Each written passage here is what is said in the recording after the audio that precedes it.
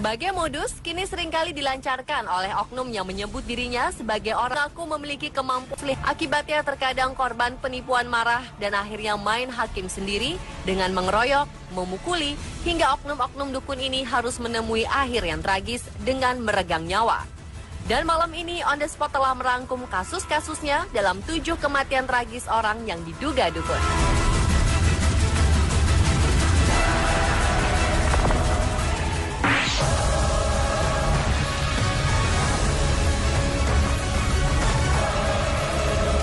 Modus penggandaan uang dukun sudah banyak mendadak dengan cara mudah. Dukun pengganda uang dan dikuburkan di sebagai dukun yang korbannya tewas saat menerjunkan diri di Desa Petung, Kedusari.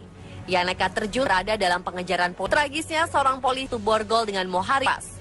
Namun tewas polisi dalam dua jenazah lantaran menagih uang yang nilainya mencapai ratusan juta rupiah.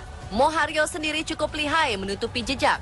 Karena dari hasil identifikasi, setelah dibunuh, diduga kuat korban dibawa ke area perkebunan yang berjarak sekitar 1 km dari rumah tersangka untuk dikubur.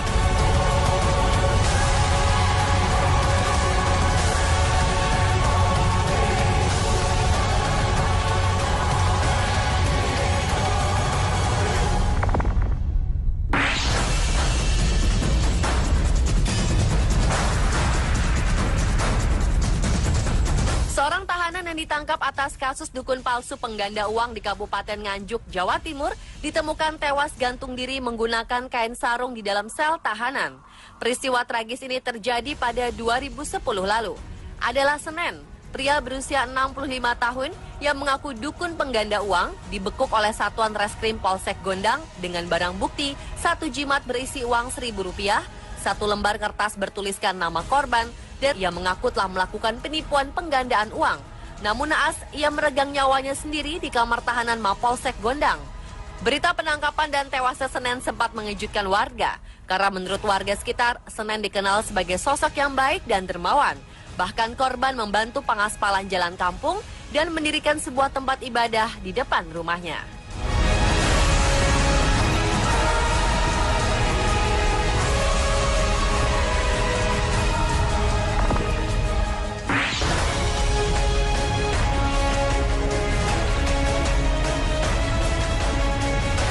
Seorang kakek ditemukan tewas di samping rumahnya di Sumeneb, Jawa Timur setelah dibantai oleh orang tak dikenal. Diduga sang korban dibunuh karena dituduh sebagai dukun santet. Adalah Subahral, seorang kakek berusia 70 tahun yang diduga sebagai seorang dukun santet. Ia tewas dibunuh dengan luka bacok memenuhi sekujur tubuhnya. Keluarga sempat syok dan kaget atas kejadian ini. Belum diketahui siapa pelakunya. Jasad korban segera dilarikan ke rumah sakit untuk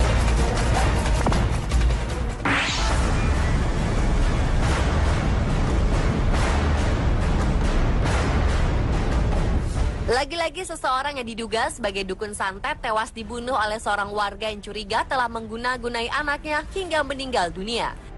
Namun kali ini orang yang diduga menjadi dukun santet adalah seorang ketua RW di Desa Nunbaun, Kecamatan Fatuleu Tengah, Kabupaten Kupang.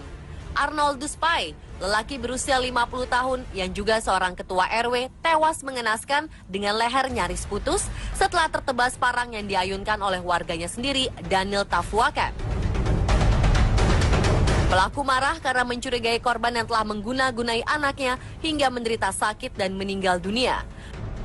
Kecurigaan sang pelaku dimulai karena 2 hari sebelum anaknya meninggal, korban tertangkap mata membuang 4 buah batu kecil dan menggosok-gosokkan telapak kakinya di depan pintu rumah pelaku.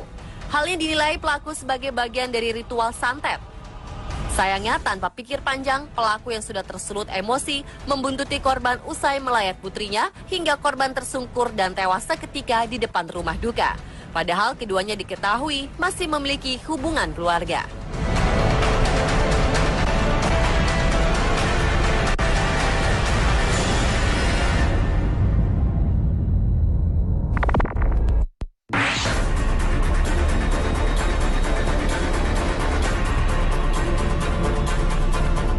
Warga 2 desa di Kabupaten Bima, Nusa Tenggara Barat terlibat perkelahian yang sangat menegangkan akibat kasus dugaan dukun santet.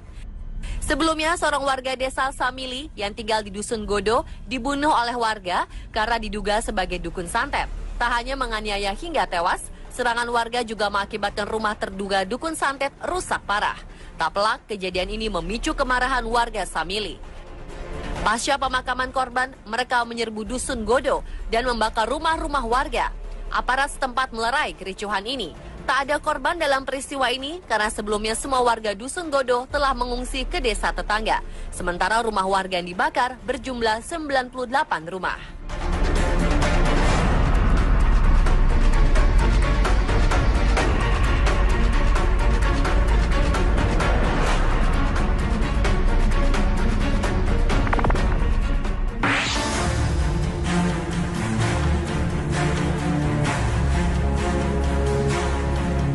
Seseorang yang diduga dukun di Blitar, Jawa Timur tewas dibunuh oleh 5 orang. Peristiwa naas ini didasari atas kemarahan karena sang dukun diduga telah mencabuli seorang remaja berusia 16 tahun. Sebelum dikeroyok massa yang marah, Supii, sang dukun, sempat bermusyawarah keluarga untuk menyelesaikan kasus ini karena diketahui korban pencabulan Supii adalah anak tirinya sendiri. Namun perundingan keluarga tidak membuahkan hasil, malah justru Supii mengancam akan membunuh siapa saja yang hendak melaporkan kasus pemerkosaan tersebut ke aparat. Merasa tertantang, pihak keluarga dibantu tetangga pelaku yang berjumlah puluhan akhirnya menghajar korban dengan menggunakan kayu dan batu.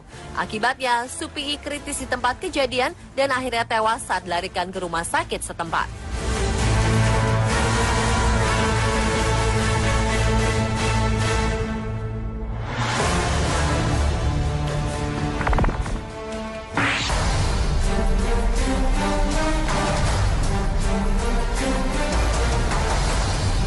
Sebuah makam tanpa nisan di Kabupaten Malang, Jawa Timur dibongkar untuk memastikan penyebab kematian.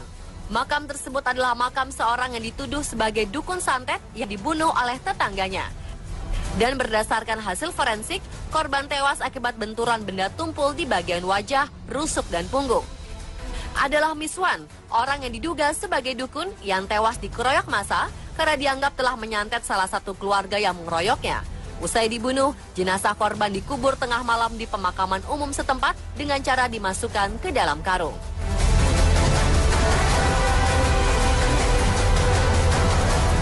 Pemirsa, itulah 7 kematian tragis orang yang diduga dukun versi On The Spot.